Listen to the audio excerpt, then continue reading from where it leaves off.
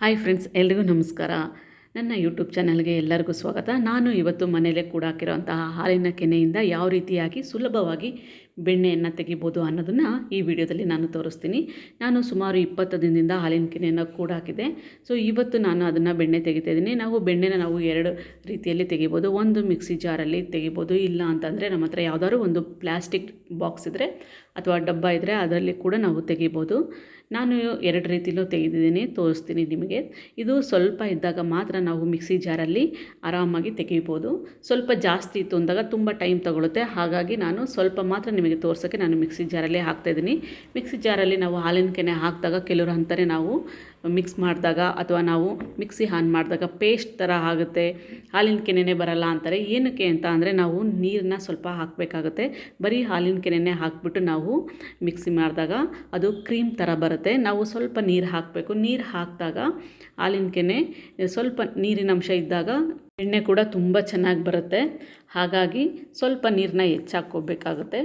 ನಾನು ಈ ರೀತಿಯಾಗಿ ನೀರು ಹಾಕ್ಕೊಂಡು ಈಗ ಮಿಕ್ಸಿಗೆ ಹಾಕ್ತಾಯಿದ್ದೀನಿ. ನಾವು ಮಿಕ್ಸಿ ಹಾಕ್ಬಿಟ್ಟು ಸುಮ್ಮನೆ ಹಾಗೆ ಬಿಡೋದಲ್ಲ, ಒಂದೆರಡು ರೌಂಡ್ ಹಾಕ್ತಿದ್ದಂಗೆ ಸ್ಟಾಪ್ ಮಾಡಿ ಹಾಕಬೇಕು. ಆಗ ಬೆಣ್ಣೆ ತುಂಬ ಚೆನ್ನಾಗಿ ಬರುತ್ತೆ. ಸೊ ನಾನು ಈ ರೀತಿಯಾಗಿ ಒಂದು ರೀತಿಯಾಗಿ ನಾನು ಬೆಣ್ಣೆ ತೆಗೆದ್ರೆ, ಇನ್ನೊಂದು ರೀತಿಯಾಗಿ ಅಂದರೆ ಜಾಸ್ತಿ ನಮ್ಮ ಹತ್ರ ಹಾಲಿನ ಕೆನೆ ಇತ್ತು ಅಂದಾಗ ನಾವು ಯಾವ ರೀತಿ ತೆಗಿಬೋದು ಅಂತ ಅಂದರೆ, ಒಂದು ಪ್ಲ್ಯಾಸ್ಟಿಕ್ಕು ಬಾಕ್ಸು ಅಥವಾ ಪ್ಲ್ಯಾಸ್ಟಿಕ್ ಬಾಟ್ಲು ಇದ್ದಾಗ ಆ ಬಾಟ್ಲಿಗೆ ಹಾಕಿಬಿಟ್ಟು ಅದರಲ್ಲಿ ಕೂಡ ತೆಗಿಬೋದು. ನಂದು 2 ಬಾಕ್ಸ್ ಇದ್ದಿದ್ದರಿಂದ ತುಂಬಾ ಜಾಸ್ತಿ ಇತ್ತು ಹಾಲಿನ ಕೆನೆ. ಹಾಗಾಗಿ ನಾನು ಒಂದು ದೊಡ್ಡ ಬಾಕ್ಸಿಗೆ ಹಾಕಿದ್ದೀನಿ. ಈ ರೀತಿಯಾಗಿ ಪ್ಲ್ಯಾಸ್ಟಿಕ್ ಬಾಕ್ಸಿಗೆ ಹಾಕಿ ಅದಕ್ಕೆ ಸ್ವಲ್ಪ ನೀರು ಹಾಕಿ ಈ ರೀತಿಯಾಗಿ ಚೆನ್ನಾಗಿ ನಾವು ಇದನ್ನು ಕದಕಬೇಕಾಗುತ್ತೆ. ಚೆನ್ನಾಗಿ ಸುಮಾರು ಒಂದು 10 ರಿಂದ 15 ನಿಮಿಷ ಈ ರೀತಿ ಮಾಡೋದ್ರಿಂದ ನಮಗೆ ಬೆಣ್ಣೆ ತುಂಬ ಚೆನ್ನಾಗಿ ಬರುತ್ತೆ. ಇದರಲ್ಲೂ ಕೂಡ ನಾವು ನೀರು ಹಾಕಬೇಕಾಗುತ್ತೆ. ನಾವು ಯಾವುದ್ರಲ್ಲೇ ತೆಗಿಬೇಕಾದ್ರೂ ಬೆಣ್ಣೆ ಸ್ವಲ್ಪ ಚೆನ್ನಾಗಿ ಬರಬೇಕು ಅಂತ ಅಂದರೆ ನಾವು ಐಸ್ ವಾಟರ್ ಹಾಕಲೇಬೇಕಾಗುತ್ತೆ. ಐಸ್ ವಾಟರ್ ಹಾಕಿದಾಗ ಬೇಗ ಬರುತ್ತೆ, ನಮಗೆ ಟೈಮ್ ಕೂಡ ಉಳಿಯುತ್ತೆ, ಬೆಣ್ಣೆ ಕೂಡ ಚೆನ್ನಾಗಿ ಬರುತ್ತೆ. ಹಾಗಾಗಿ ಸುಮಾರು ನಾನು ಒಂದು 10 ರಿಂದ 15 ನಿಮಿಷ ಈ ರೀತಿಯಾಗಿ ಮಾಡ್ತೀನಿ. ಈ ರೀತಿಯಾಗಿ ಮಾಡಿದ್ಮೇಲೆ ಬೆಣ್ಣೆ ನಿಮಗೆ ಯಾವ ರೀತಿ ಬರ್ತಿದೆ ಅಂತ ತೋರಿಸ್ತೀನಿ ನೋಡಿ, ಎಷ್ಟು ಚೆನ್ನಾಗಿ ಬಂದಿದೆ ಅಂತ. ಸೊ ಸುಮಾರು ಬೆಣ್ಣೆ ಬರುತ್ತೆ. ಸುಮಾರು ಒಂದು 3/4 kg ನನಗೆ 3/4 kg 1 kg ಹತ್ತತ್ರ ಬೆಣ್ಣೆ ಸಿಕ್ಕಿದೆ ನನಗೆ. ಈ ರೀತಿಯಾಗಿ ಬೆಣ್ಣೆ ಬಂದ ಮೇಲೆ ನಾವು ಒಂದು ಪಾತ್ರೆಗೆ ಇದನ್ನೆಲ್ಲ ಹಾಕ್ಕೊಂಡು ಸ್ವಲ್ಪ ಕೈಯನ್ನು ನೀರಲ್ಲಿ ಅದ್ದಿ ನಾವು ಕ್ಲೀನಾಗಿ ಅದನ್ನು ಉಂಡೆ ಕಟ್ಕೊಬೇಕಾಗುತ್ತೆ. ಸೊ ಹಾಗೆ ನಾವು ಸುಮಾರು ಒಂದು 15-20 ದಿನದಿಂದ ಕೆನೆ ನಾವು ಗುಡ್ಡೆ ಹಾಕಿರೋದ್ರಿಂದ ಅದನ್ನು ಕೂಡ ಬೆಣ್ಣೆ ಕೂಡ ಒಂದು 2-3 ಸಲ ಕ್ಲೀನಾಗಿ ತೊಳ್ಕೊಬೇಕಾಗುತ್ತೆ. ಸೊ ನಾನು ಈಗ ನೀರಲ್ಲಿ ಹಾಕ್ತಾಯಿದ್ದೀನಿ ಉಂಡೆ ಕಟ್ಟಿ. ಸೊ ಸುಮಾರು ನನಗೆ ಮನೆಗೆ ತಿಂಗಳಿಗೆ ಬೇಕಾದಷ್ಟು ತುಪ್ಪ ಸಿಗುತ್ತೆ. ಬೆಣ್ಣೆ ಬೇಕಂದರೆ ನಾವು ಬೆಣ್ಣೆನೂ ಕೂಡ ಸಪ್ರೇಟಾಗಿ ಇಟ್ಕೊಂಡು ತಿನ್ಬೋದು. ಸೊ ಬೆಣ್ಣೆ ನಾನು ಸಾಮಾನ್ಯವಾಗಿ ಜಾಸ್ತಿ ಎತ್ತಿಡಲ್ಲ, ರೊಟ್ಟಿಗೆ ಅಷ್ಟೇ ನಾನು ಬೆಣ್ಣೆನ ಯೂಸ್ ಮಾಡ್ತೀನಿ. ಹಾಗಾಗಿ ನಾನು ಊಟಕ್ಕೆಲ್ಲ ಮಕ್ಕಳಿಗೆ ತುಪ್ಪ ಹಾಕೋದ್ರಿಂದ ಸೊ ಬೆಣ್ಣೆನ ನಾನು ತುಪ್ಪ ಕಾಯಿಸ್ತೀನಿ.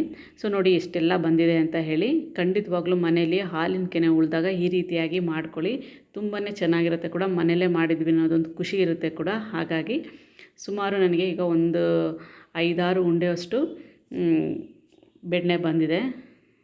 ಅದು kg ಏನು ನಾನು ತೂಕ ಹಾಕೋಕ್ಕೆ ಹೋಗಲಿಲ್ಲ, ಸುಮಾರು ಬಂದಿದೆ. ಸೊ ಅದನ್ನು ಕೂಡ ನಾನು ಎತ್ತಿಟ್ಟು ಈಗ ನಾನು ತುಪ್ಪ ಕಾಯಿಸೋಕ್ಕೆ ಇಡ್ತಾಯಿದ್ದೀನಿ.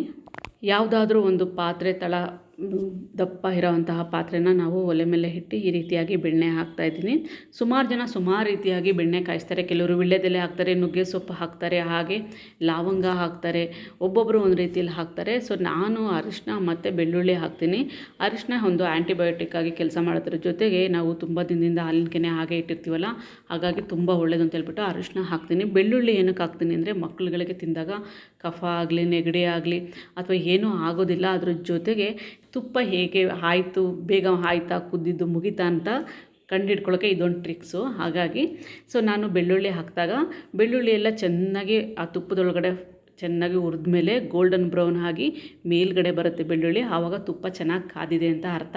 ಸೊ ಅದು ಚೆನ್ನಾಗಿ ಕಾದ್ಮೇಲೆ ನಾನು ಬೆಳ್ಳುಳ್ಳಿನ ಒಂದ್ಸಲ ತೆಗೆದು ನೋಡ್ತೀನಿ. ಬೆಳ್ಳುಳ್ಳಿ ಗೋಲ್ಡನ್ ಬ್ರೌನ್ ಆಯಿತು ಅಂತ ಗೊತ್ತಾದಾಗ ಸೊ ನಾನು ಸ್ಟವ್ ಆಫ್ ಮಾಡ್ತೀನಿ. ಆವಾಗ ಕರೆಕ್ಟಾಗಿ ತುಪ್ಪ ರೆಡಿಯಾಗಿದೆ ಅಂತ ಅರ್ಥ. ಆಗ ನಾನು ಸ್ಟವ್ ಆಫ್ ಮಾಡ್ತೀನಿ. ಸ್ವಲ್ಪ ತಣ್ಣಗಾಗೋಕ್ಕೆ ಹಾಗೇ ಬಿಡ್ತೀನಿ.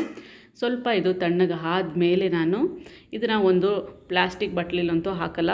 ದಯವಿಟ್ಟು ಪ್ಲಾಸ್ಟಿಕ್ ಬಾಟ್ಲಿಲಿ ಯಾರೂ ಹಾಕಬೇಡಿ. ಆದಷ್ಟು ಸ್ಟೀಲು ಅಥವಾ ಗಾಜಿಂದು ಬಾಟ್ಲಲ್ಲಿ ಹಾಕಿ ಇದನ್ನು ಸೋಸಿ ಇಟ್ಕೊಂಡ್ರೆ ತುಂಬ ಚೆನ್ನಾಗಿರುತ್ತೆ. ಮನೇಲಿ ಮಕ್ಕಳಿಗೆ ಕೂಡ ಚೆನ್ನಾಗಿರುತ್ತೆ. ನೋಡಿ ಈ ರೀತಿಯಾಗಿ ನಾನು ಆದಂತಹ ಬೆಣ್ಣೆನ ತಣ್ಣಗಾಗೋಕ್ಕೆ ಹಾಗೆ ಬಿಡ್ತೇನೆ. ನೋಡಿ ಬೆಳ್ಳುಳ್ಳಿ ಎಲ್ಲ ಗೋಲ್ಡನ್ ಬ್ರೌನ್ ಬಂದಿದೆ, ಕಾಣಿಸ್ತಾ ಇದೆ ಅಲ್ವಾ ಮೇಲ್ಗಡೆ. ಈ ರೀತಿ ಬಂದರೆ ಸಾಕು, ತುಪ್ಪ ಚೆನ್ನಾಗಿ ಕಾದಿದೆ ಅಂತ ಅರ್ಥ. ಸೊ ತುಪ್ಪ ಚೆನ್ನಾಗಿ ಕಾದಿದೆ ಅಂತ ನಮಗೆ ಗೊತ್ತಾಗುತ್ತೆ. ಸೊ ಕೆಲವರಿಗೆ ತುಪ್ಪ ಕಾಯ್ಸೋಕ್ಕೆ ಗೊತ್ತಾಗಲ್ಲ ಅನ್ನೋ ಟ್ರಿಕ್ಸು ಈ ರೀತಿಯಾಗಿ ಮಾಡ್ಕೊಬೋದು. ನಾನು ಈ ರೀತಿಯಾಗಿ ಮಾಡೋದ್ರಿಂದ ತುಂಬಾ ಚೆನ್ನಾಗಿರುತ್ತೆ ತುಪ್ಪ ಕೂಡ, ಹಾಗೆ ರವೆ ರವೆ ಥರ ಚೆನ್ನಾಗಿ ಬರುತ್ತೆ. ಸೊ ತಣ್ಣಗಾದಂತಹ ತುಪ್ಪನ ನಾನು ಈ ರೀತಿಯಾಗಿ ಒಂದು ಬಾಕ್ಸಲ್ಲಿ ಸೋದಿಸಿಟ್ಕೊತಾ ಇದ್ದೀನಿ. ಸುಮಾರು ಎಷ್ಟು ಬಂದಿದೆ ಅಂದರೆ ಒಂದು 3/4 kgಯಷ್ಟು ತುಪ್ಪ ಬಂದಿದೆ ನನಗೆ. ಒಂದು ತಿಂಗಳಿಗೆ ನನಗೆ ಸಾಕಾಗುತ್ತೆ. ನಾವು ಜಾಸ್ತಿ ತಿನ್ನೋದಿಲ್ಲ, ಮಕ್ಕಳಿಗೆ ಕೊಡೋದ್ರಿಂದ ಸಾಕಾಗುತ್ತೆ. ಹಾಗಾಗಿ ಸೊ ಖಂಡಿತ ನೋಡಿದ್ರಲ್ಲ ಯಾವ ರೀತಿಯಾಗಿ ತುಪ್ಪನ ನಾವು ಈಸಿಯಾಗಿ ಮನೆಯಲ್ಲೇ ಮಾಡ್ಕೊಬೋದು. ಹಾಗೆ ಬೆಣ್ಣೆ ಬೇಕಾದರೂ ಬೆಣ್ಣೆ ಕೂಡ ತಯಾರಿಸ್ಕೊಂಡು ಮನೇಲಿ ಯೂಸ್ ಮಾಡ್ಕೊಬೋದು ಅಂತ, ಎಷ್ಟು ಮರಳಾಗಿರೋಂತಹ ತುಪ್ಪ ಮನೆಯಲ್ಲೇ ರೆಡಿ ಮಾಡ್ಕೊಬೋದು ಅಂತ. ಸೊ ಈ ವಿಡಿಯೋ ನಿಮಗೆ ಇಷ್ಟ ಆಯಿತು ಅಂತ ಅಂದ್ಕೊತ ಈ ವಿಡಿಯೋನ ನಾನು ಇಲ್ಲಿಗೆ ಮುಗಿಸ್ತಾ ಇದ್ದೀನಿ. ನಿಮಗೆ ಈ ವಿಡಿಯೋ ಇಷ್ಟ ಆದರೆ ಲೈಕ್ ಮಾಡಿ, ಶೇರ್ ಮಾಡಿ, ಸಬ್ಸ್ಕ್ರೈಬ್ ಮಾಡಿ ಅಂತ ಹೇಳ್ತಾ ಧನ್ಯವಾದಗಳೊಂದಿಗೆ ಮಮತಾ ಪ್ರಮೋದ್ ಶೆಟ್ಟಿ.